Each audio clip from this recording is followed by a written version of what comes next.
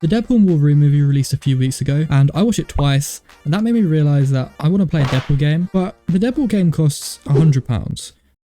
Now, I'm financially irresponsible, but I don't think I'm that financially irresponsible, so I'm going to put some of my game development magic into good use, and we're going to make a Deadpool game. Oh yeah, and we only have 7 days to do this, because apparently making a Deadpool game wasn't hard enough.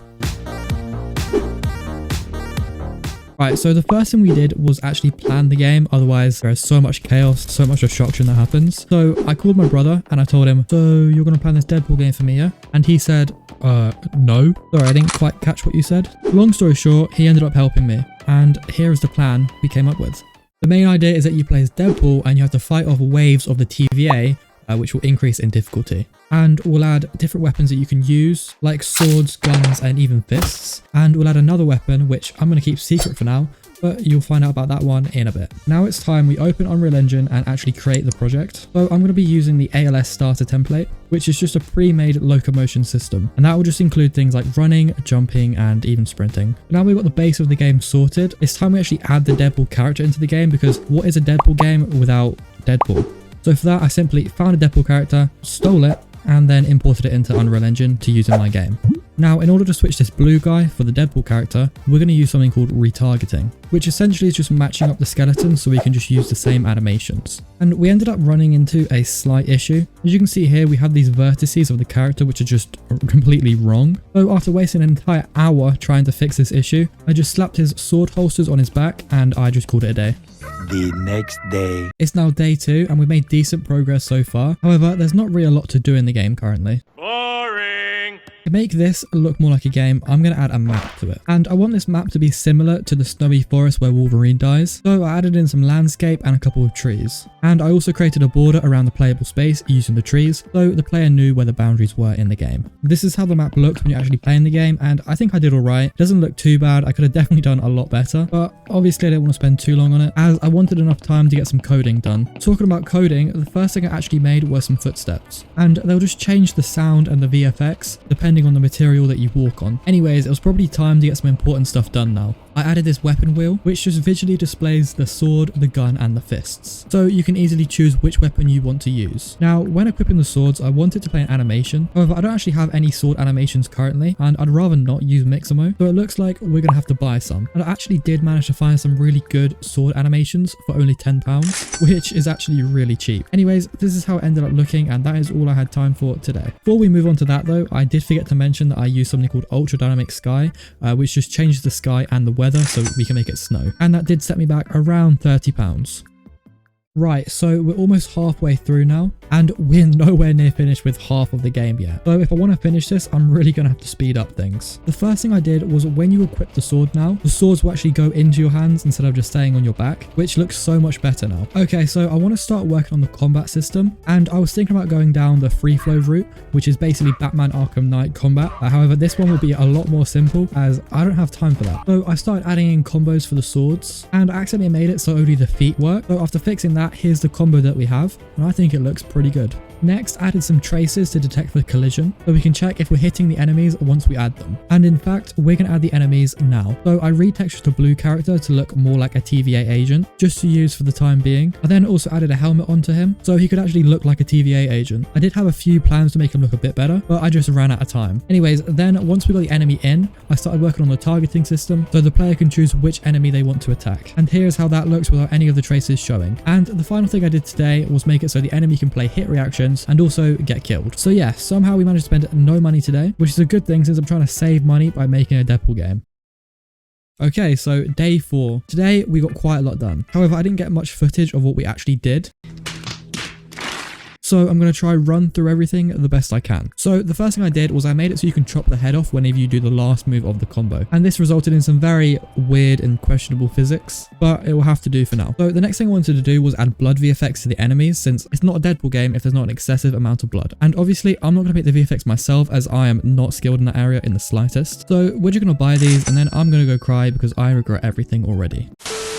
Okay, so now let's actually add the blood to the game. And oh my god, this is the most unoptimized thing ever. Just give me one moment to fix that. And okay, it looks a lot better now. So the final thing I ended up doing today is I added different ranged attacks. So if you're standing really far away from the enemy, you'll end up doing a different animation and the enemy will roll backwards as well. And that's everything. And somehow that still took me a whole 6 hours to do. I'm exhausted, so let's go to the next day. Right, okay, it's day 5 and we don't have that much longer left. And now I think we need to make the combat a little bit more satisfying because currently the combat is really boring. And so to spice things up a little bit, we're going to add finishers, which should hopefully make the combat feel so much better. Now it took a little bit of time to get the animations on the enemy and the player to both line up perfectly. However, after some trial and error, it ended up working pretty well. And obviously we had to add an over the top amount of blood. Now obviously you shouldn't be able to use the finisher just whenever you want, as that is way too overpowered. So you can only finish an enemy once you've dealt a total of 150 damage. I think at least. I can't really remember the number. But yeah, this definitely looks a lot better now. And to make it even better, we're going to add some sounds, which means back to the marketplace we go. And that's going to be around £9 added to the project cost. I'll just let you guys listen to this.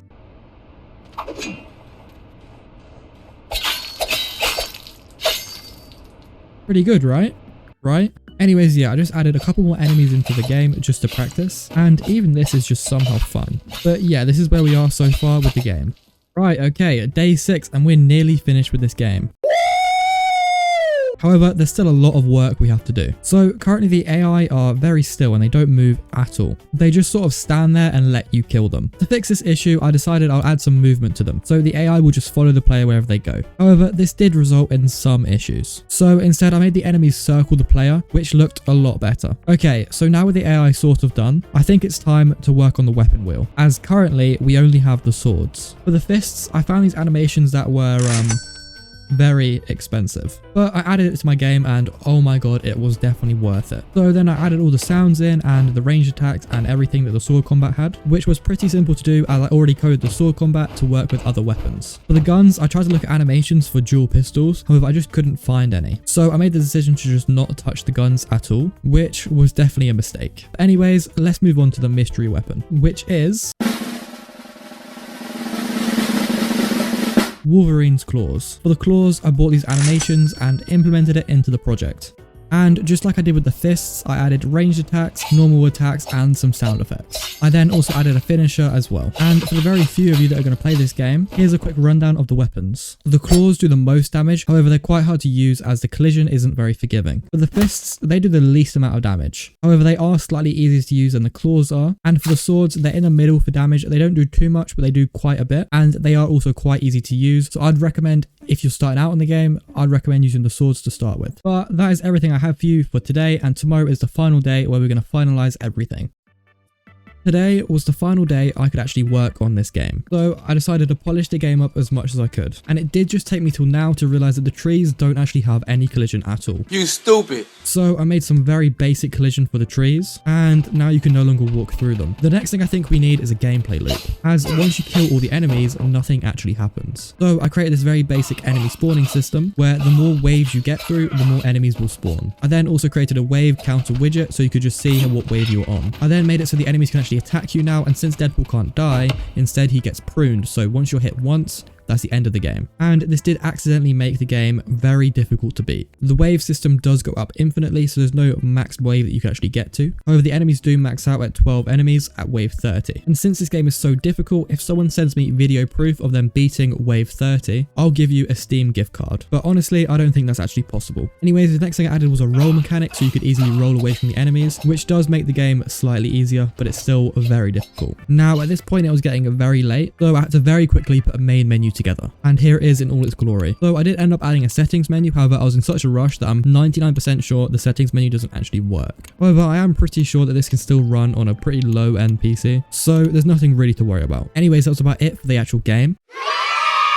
So the next day, on day 8, I actually just packaged the game and that was it. I then did decide to make a trailer for the game because I got a bit bored one day, and you guys can go check out that trailer on my channel, or I'll link it in the description down below. But yeah, the game is available on itch.io, and I'll also link that in the description down below as well. But yeah, that is the finished game done. I managed to make it for £118, which now thinking about it, I probably should have just bought the Deadpool game instead of making this game. However, this was way more fun. If you enjoyed this video, please consider leaving it a like and subscribing, as that would honestly help a ton. And comment if you would like to see me turn this into into an actual game where I fix every single bug and make it so much better. Anyways, thank you so much for watching and goodbye. Play the game.